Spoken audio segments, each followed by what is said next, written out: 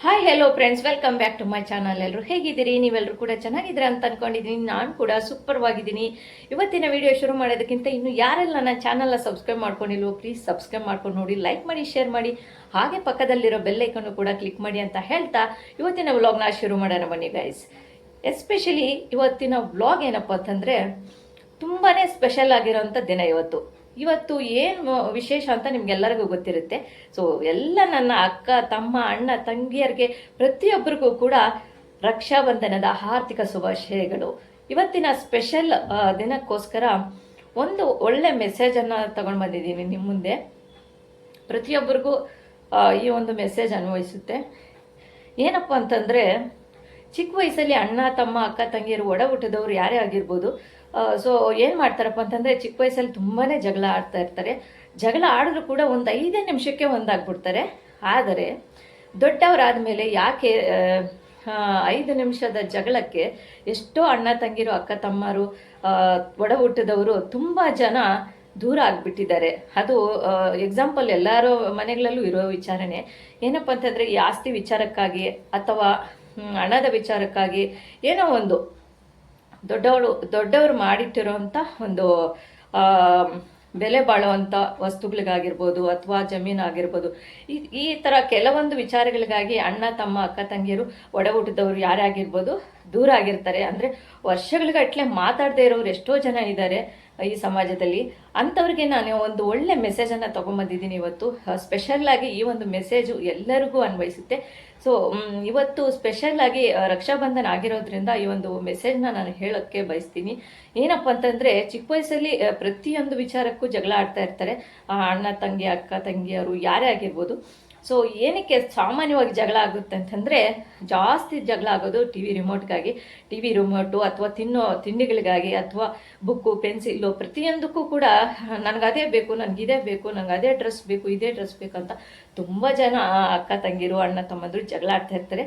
ಆದರೆ ಚಿಕ್ಕ ವಯಸ್ಸಲ್ಲಿ ಜಗಳ ಆಡಿ 5 ನಿಮಿಷಕ್ಕೆ ಎಷ್ಟೇ ಹೊಡ್ಕೊಂಡ್ರು ಕೂಡ, ಎಷ್ಟೇ ಕಿತ್ತಾಡಿದ್ರು ಕೂಡ 5 ನಿಮಿಷಕ್ಕೆ ನನ್ನ ಅಣ್ಣ, ನಮ್ಮ ತಂಗಿ ಅಂಥೇಳಿ ಮಾತಾಡ್ಬಿಡ್ತಾರೆ. ಆದರೆ ದೊಡ್ಡವರಾದಮೇಲೆ ಒಂದೇ ಒಂದು ಸಣ್ಣ ವಿಚಾರಕ್ಕಾಗಿ ಯಾಕೆ ವರ್ಷಗಟ್ಟಲೆ ದೂರ ಆಗಿರ್ತಾರೆ ಅಂತ ನಿಮಗೆ ಗೊತ್ತೇ ಇರುತ್ತೆ. ಆಲ್ಮೋಸ್ಟ್ ಪ್ರತಿಯೊಬ್ಬರ ಮನೆಯಲ್ಲೂ ಒಂದೊಂದು ಸಮಸ್ಯೆ ಇರುತ್ತೆ. ಸೊ ಹಾಗಾಗಿ ದೂರ ಆಗಿರ್ತಾರೆ. ಈ ಥರ ದೂರ ಆಗಿರೋ ಅಣ್ಣ ತಮ್ಮ, ಅಕ್ಕ ತಂಗಿಯರಿಗೆ ನಾನು ಏನು ಹೇಳೋಕ್ಕೆ ಇಷ್ಟಪಡ್ತೀನಿ ಈ ಒಂದು ಸಂದರ್ಭದಲ್ಲಿ, ರಕ್ಷಾಬಂಧನ ಸಂದರ್ಭದಲ್ಲಿ ಅಂತಂದರೆ, ಸೊ ಏನೇ ಕಿತ್ತಾಡಲಿ, ನೀವು ಏನೇ ಹೊಡ್ಕೊಂಡಿರಲಿ, ಏನೇ ಜಗಳ ಮಾಡ್ಕೊಂಡಿರಲಿ, ಸೊ ಚಿಕ್ಕ ವಯಸ್ಸಲ್ಲಿ ನೀವು ಯಾವ ಥರ ಜಗಳ ಆಡ್ತಿದ್ರೋ, ಒಂದಾಗ್ತಿದ್ರೋ, ಅದೇ ಥರ ಆದಷ್ಟು ಬೇಗ ನೀವು ಒಂದಾಗಿ, ಇವತ್ತೇ ಯಾರಾದರೂ ನೀವು ಆ ಥರ ದೂರ ಆಗಿದ್ದರೆ ವರ್ಷಗಟ್ಟಲೆ ಇವತ್ತೇ ಕಾಲ್ ಮಾಡಿ ಹ್ಯಾಪಿ ರಕ್ಷಾಬಂಧನ್ ಅಣ್ಣ, ಹ್ಯಾಪಿ ರಕ್ಷಾಬಂಧನ್ ತಂಗಿ ಅಂತ ಹೇಳ್ಕೊಳ್ಳಿ ಅಂತ ಹೇಳ್ತೀನಿ. ತಪ್ಪು ಚಿಕ್ಕವರೇ ಮಾಡಿರಲಿ, ದೊಡ್ಡವರೇ ಮಾಡಿರಲಿ, ಅಣ್ಣನೇ ಮಾಡಿರಲಿ ಅಥವಾ ತಂಗಿನೇ ಮಾಡಿರಲಿ, ತಪ್ಪು ಯಾರದ್ದೇ ಆಗಿರಲಿ, ಒಂದೇ ಒಂದು ಸಾರಿ ಕೇಳಿ, ಅಣ್ಣ ಇವತ್ತು ರಕ್ಷಾಬಂಧನ, ಅದಕ್ಕೆ ಕಾಲ್ ಮಾಡಿದೆ, ನನ್ನ ಕಡೆಯಿಂದ ನಿನಗೆ ರಕ್ಷಾಬಂಧನ ಶುಭಾಶಯಗಳು ಅಣ್ಣ ಅಂತ ಒಂದು ಮಾತು ಹೇಳಿ ತುಂಬಾ ಖುಷಿ ಪಡ್ತಾರೆ. ಜೀವನದಲ್ಲಿ ಎಷ್ಟೇ ದುಡ್ಡಿದ್ರು, ಎಷ್ಟೇ ಆಸ್ತಿ ಇದ್ರು, ಒಂದು ತಂಗಿಯ ಒಂದು ಸ್ಪೆಷಲ್ ಆಗಿರೋ ಒಂದು ಶುಭಾಶಯಗಳು ತಿಳಿಸ್ತಾರಲ್ಲ, ಅದಕ್ಕಿಂತ ದೊಡ್ಡ ಹಣ ಯಾರಿಗೂ ಬೇಕಾಗಿರಲ್ಲ ರೀ.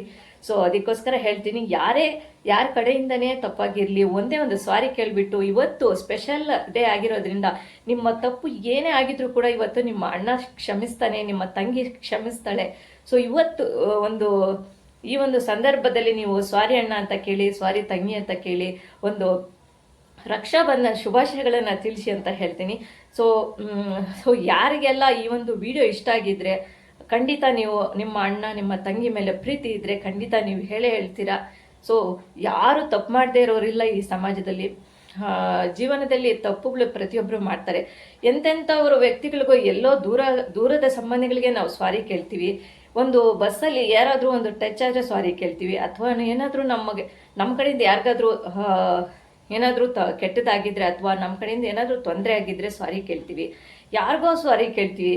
ಆದರೆ ನಮ್ಮ ಹುಟ್ಟಿರೋ ಮನೆಯಲ್ಲಿ, ನಾವು ಒಂದೇ ಕಡೆ ಹುಟ್ಟಿರೋ ಮನೆಯಲ್ಲಿ ಸ್ವಂತ ನಮ್ಮ ಕರುಳ ಬಳ್ಳಿಗಳಿಗೆ ಯಾಕೆ ನಾವು ಸಾರಿ ಕೇಳಬಾರ್ದು, ಯಾಕೆ ನಾವು ಒಂದಾಗಬಾರ್ದು ಅಂತ ಈ ಒಂದು ಸಂದರ್ಭದಲ್ಲಿ ನಾನು ಹೇಳೋಕ್ಕೆ ಇಷ್ಟಪಡ್ತೀನಿ. ಸೊ ಅದಕ್ಕೋಸ್ಕರ ನಾನು ಹೇಳೋದೇನಪ್ಪ ಅಂತಂದರೆ, ಈ ಒಂದು ಮುಖ್ಯವಾದ ಈ ಒಂದು ದಿನದ ಶುಭಾಶಯಗಳನ್ನು ನಿಮ್ಮ ಅಣ್ಣ ತಂಗಿಗೆ, ಅಕ್ಕ ತಂಗಿಗೆ ತಿಳಿಸಿ. ಎಲ್ಲರೂ ಕೂಡ ಒಂದಾಗಿ ಹೊಂದಾಣಿಕೆಯಿಂದ ಬಾಳಿ, ಅಣ್ಣ ತಂಗಿ ಅಕ್ಕ ತಂಗಿಯರು ಒಡ ಹುಟ್ಟಿದವರು ಎಲ್ಲರೂ ಕೂಡ ಹೊಂದಾಣಿಕೆಯಿಂದ ಬಾಳಿ. ಇನ್ನೊಂದು ವಿಷಯ ಏನಪ್ಪ ಅಂತಂದರೆ, ಇನ್ನೊಂದು ವಿಚಾರ, ಸೊ ಜೀವನದಲ್ಲಿ ತಪ್ಪುಗಳು ಆಗ್ತಾ ಇರ್ತವೆ ಸಹಜ. ಅದೇ ಒಂದು ತಪ್ಪನ್ನ ಸಾಯೋವರೆಗೂ ಗಂಟಾಕೊಂಡಿರಬಾರ್ದು. ಅಣ್ಣ ತಂಗಿ ಅಂದಮೇಲೆ ಯಾವತ್ತಿಗೂ ಕೂಡ ಒಂದೇ.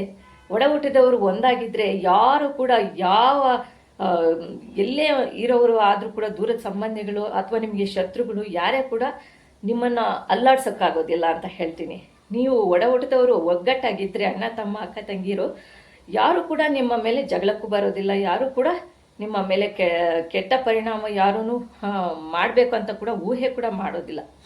ಕೆಟ್ಟದ್ದು ಯಾರು ಮಾಡೋದಕ್ಕೆ ಬಯಸೋದು ಇಲ್ಲ. ಒಬ್ಬಂಟಿಗರಾಗಿದ್ದರೆ ಮಾತ್ರನೇ ಅವ್ರಿಗೆ ಯಾರು ಸಪೋರ್ಟ್ ಮಾಡೋರಿಲ್ಲ ಅಂತ ಹೇಳಿಬಿಟ್ಟು ಎಲ್ಲರೂ ಕೂಡ ನಿಮ್ಮ ಮೇಲೆ ಜಗಳಕ್ಕೆ ಬರ್ಬೋದು, ಅಥವಾ ಪ್ರತಿಯೊಂದು ವಿಚಾರಕ್ಕೂ ಕೂಡ ನಿಮ್ಮನ್ನು ಒಂದು ಕೀಳಾಗಿ ನೋಡ್ಬೋದು. ನೀವು ಒಗ್ಗಟ್ಟಾಗಿದ್ದರೆ, ಒಂದೇ ಮನೆಯಲ್ಲಿರೋ ಒಡ ಹುಟ್ಟಿದವರು ಖಂಡಿತ ನಿಮ್ಮನ್ನು ಯಾರು ಕೂಡ ಅಲ್ಲಾಡ್ಸೋಕ್ಕೂ ಆಗೋದಿಲ್ಲ, ಯಾರು ಕೂಡ ನಿಮ್ಮನ್ನು ದೂರ ಮಾಡೋದಕ್ಕಾಗೋದಿಲ್ಲ. ಫಸ್ಟ್ ನೀವು ಒಡ ಹುಟ್ಟಿದವರು ಎಲ್ಲರೂ ಕೂಡ ಒಂದಾಗಿರಬೇಕು ಅಂತ ಬಯಸ್ತೀನಿ. ಸೊ ಈ ಒಂದು ಸಂದರ್ಭದಲ್ಲಿ ಈ ಒಂದು ವಿಡಿಯೋ ಮಾಡಿದ್ದೀನಿ. ಈ ವಿಡಿಯೋ ಯಾರಿಗೆಲ್ಲ ಇಷ್ಟ ಆಗಿದ್ರೆ ದಯವಿಟ್ಟು ಯೂಸ್ಫುಲ್ ಆಗಿರುತ್ತೆ ಅಂತ ಅಂದ್ಕೊಂಡಿದ್ವಿ. ಎಷ್ಟು ಸಂಬಂಧಗಳು ದೂರ ಆಗಿದ್ದಾವೋ ಅಣ್ಣ ತಂಗಿಯರು ಅಕ್ಕ ತಮ್ಮಿಯವರು ಆದಷ್ಟು ಬೇಗ ಕರೆ ಮಾಡಿ. ಇವತ್ತು ಇನ್ನೂ ರಾತ್ರಿ ಮಲಗೋವರೆಗೂ ಟೈಮ್ ಇದೆ. ಒಳಗಡೆ 12 ಗಂಟೆ ಒಳಗಡೆ ನೀವು ಹೇಳಿ, ಖಂಡಿತ ನಿಮ್ಮನ್ನು ಕ್ಷಮಿಸ್ತಾರೆ. ಈಗ ಅಣ್ಣ ತಮ್ಮ ಅಕ್ಕ ತಂಗಿರ ಅಂದರೆ ಮನಸ್ಸಲ್ಲಿ ಏನೇ ಕೋಪ ಇದ್ರೂ ಕೂಡ ನಿಮ್ಮ ಮೇಲೆ ಅಷ್ಟೇ ಪ್ರೀತಿ ಕೂಡ ಇರುತ್ತೆ ಅವರಿಗೆ. ನಿಮ್ಮನ್ನು ಕ್ಷಮಿಸದೇ ಇರೋ ಅಷ್ಟು ಕೆಟ್ಟವ್ರು ಯಾರೂ ಇರೋದಿಲ್ಲ ಅಂತ ಹೇಳ್ತೀನಿ.